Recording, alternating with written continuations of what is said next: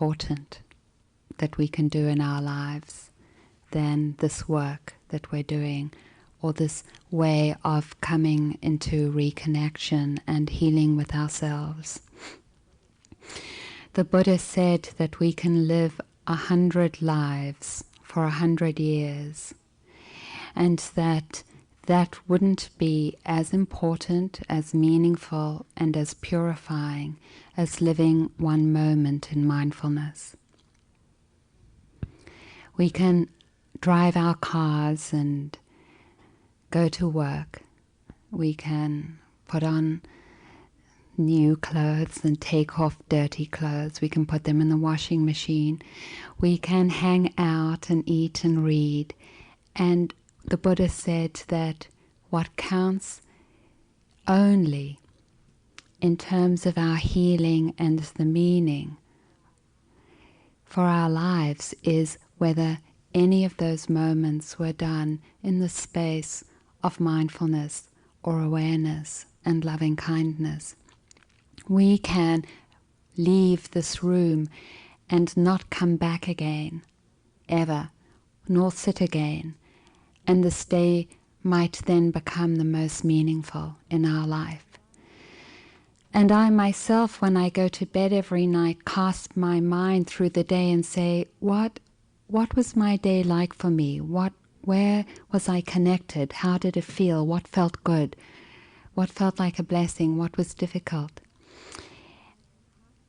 And I can cast my mind through the day, and sometimes I find myself coming back again to the fact that the most meaningful part was my sitting in the morning, or the most meaningful part was when I stopped at the end of the day and held hands with my partner for a moment in silence before we ate. And I could have done great things. I could have gone swimming, my favorite activity, in the local pond, or gone to a great movie.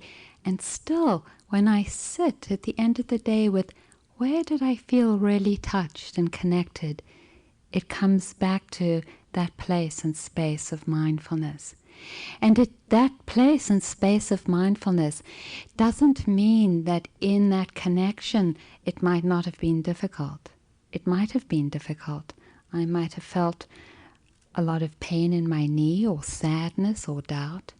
But nevertheless, as I look in my life, through my life over the years and over this day, it always comes back to that ability and willingness to come back to being present with what's happening, and to be present with non-reaction and non-judgment.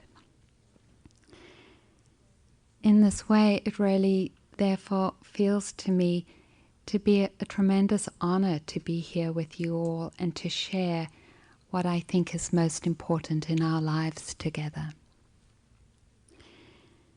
To share it, but also to understand that in us all coming together, we create not just the connection with ourselves, but we create the opportunity and space for each woman in this room to connect with herself as well. And I don't think there's a greater gift that we can give someone than the gift of our own practice. Because when we forget and we look at someone walking up the road to the lunch and they're walking mindfully, we remember. We're confronted with our rushing. And we say, I forgot. Or when we open the door and we go out and we see someone walking mindfully, we remember, I just pushed open that door and I didn't even realize it. It's a really wonderful gift to give to each other, the gift of our own practice and the gift of honoring ourselves, because it reminds all of us to honor ourselves. So it's not just that we're practicing and liberating ourselves, we're actually supporting each other's liberation, and that there is a tremendous amount of faith that can arise when we understand that we're not alone in doing this. That really each one of us here, as we delve into our painful knees or the the unsatisfactory conditions of sitting with ourselves, when we lose our humor, we also are in a process that creates, no matter how unsatisfactory it is, the conditions for faith. Because just doing it creates faith, the faith for other people. We hold it. We really do hold it for each other. And it's a tremendous gift.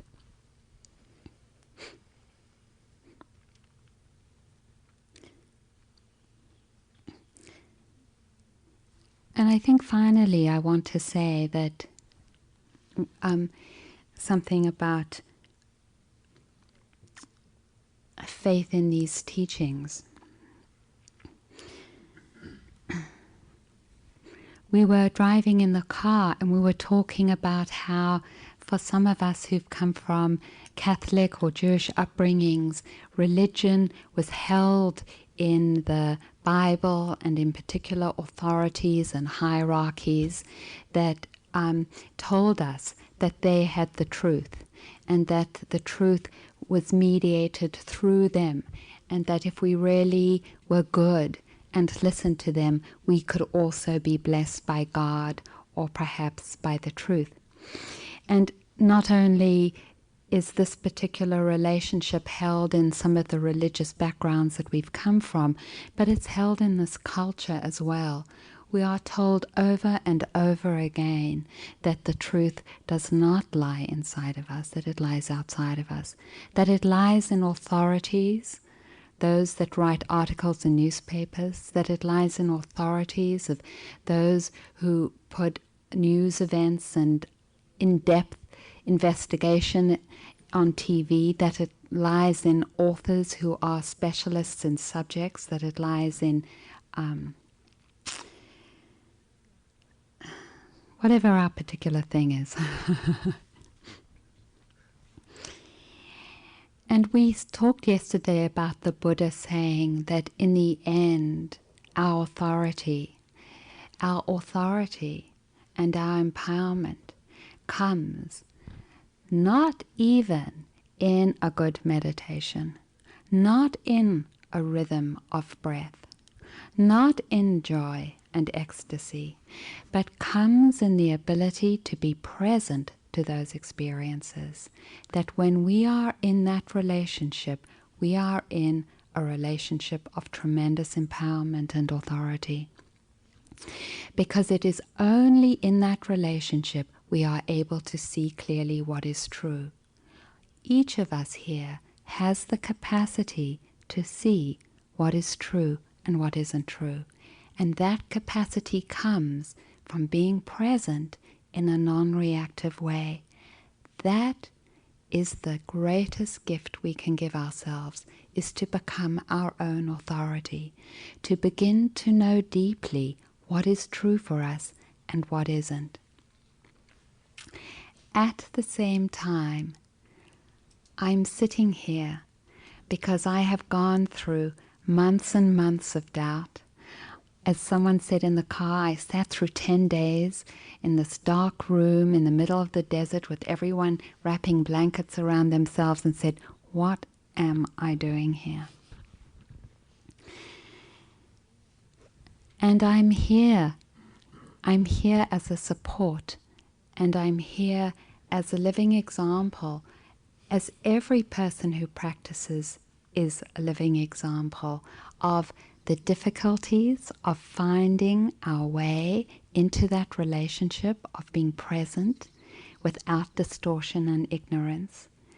I'm here as an example of the challenges of being a woman and a lesbian, walking and practicing this path.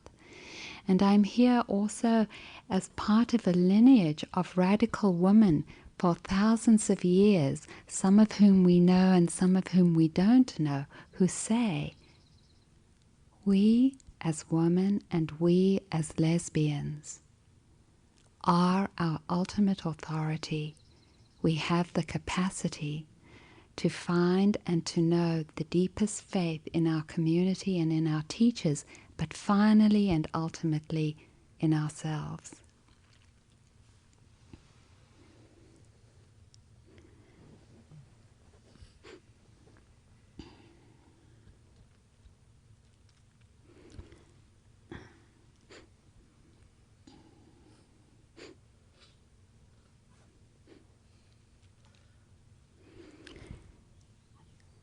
Our faith and our authority comes not from demanding certainty, comes not from expecting particular events, but comes from letting go and opening into the unknown.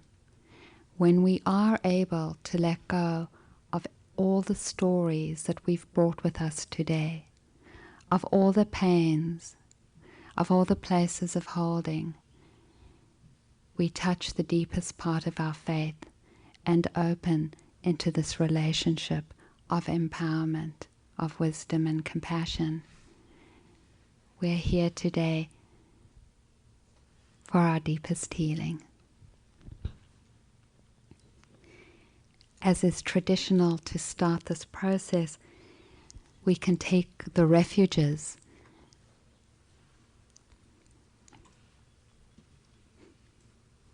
If you feel comfortable with it, opening your heart to take the first refuge, this refuge of knowing we are our own authority, that we have the capacity, each of us here, to know what is true. I take refuge in my own capacity to know what is true. I take refuge in the way of opening. I take refuge in being present in the moment, without reaction and judgment.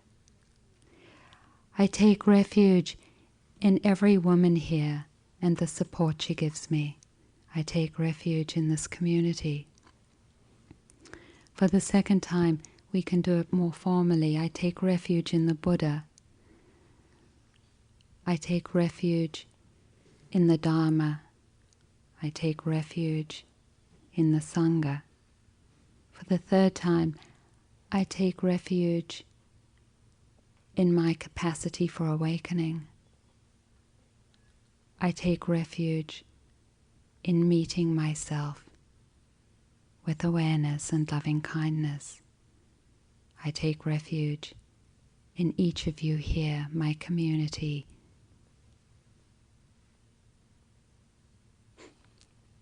I take refuge.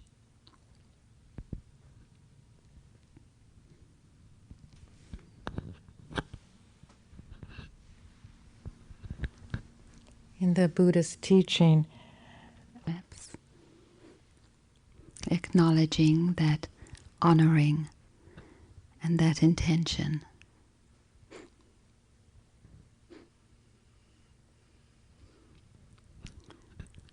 Tilting the energies of the universe towards peace and harmony, respect and love.